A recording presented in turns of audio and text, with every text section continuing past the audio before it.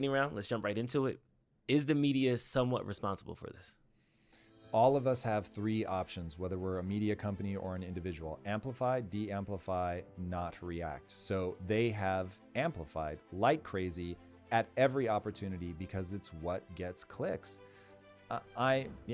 That is the truth. On Tuesday, is Trump up in the polls or down in the polls? Oh, Jesus, I can't imagine he's not up. Should Biden be worried about his presidential campaign at this point? Obviously. Do you think this happens again? That one's way harder to answer because it really comes down to, do we have a problem of staffing in the Secret Service or just running the Secret Service well? Because if what we just saw, obviously I look at everything through an entrepreneur's lens. If I look at the Secret Service as a company, a startup, or even worse, a mature company that has rot on the inside, and their hiring practices are off or their training isn't great, and that's what led to there being a shooter that close, that from eyewitness reports that I've seen, they were saying, we were trying to flag the police and say, there is a guy on that roof crawling with a gun.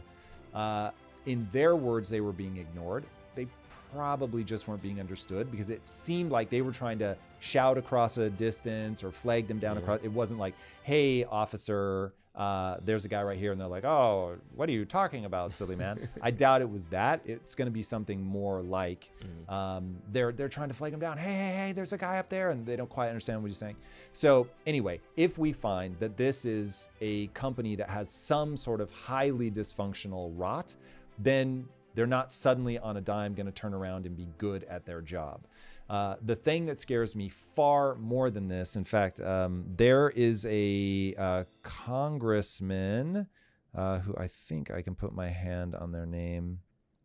Doing that tweet. Not fast. But there is a congressman that put a bill into Congress like a month ago. I mean, it's pretty recent, trying to remove Secret Service protection from disgraced former presidents. It's called the Disgraced Something Act.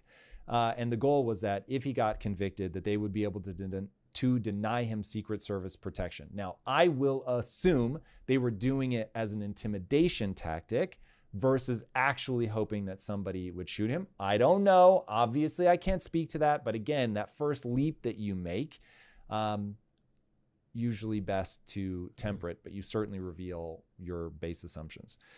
So that is a really bad look right now. And so that would be my bigger concern, is that you're certainly going to see a narrative form it'll be very interesting to see how Trump responds. His first reaction was very pro the people that protected him. If he sticks with that and is like, I won't hear a negative word, these people are absolute heroes who put their lives at risk to protect me, come on, we have to be unified, amazing. If he hears the rhetoric of, these guys, this incompetence is intentional and they've done this to put him in jeopardy. And then Trump is like, yeah, this is crazy. Because I know Elon was tweeting saying that the Secret Service has to resign the top. Now, if that is just all about, hey, this is about unintentional incompetence, fine. If this becomes about intentional incompetence trying to take Trump out, again, follow that narrative. Where does it go? You can't trust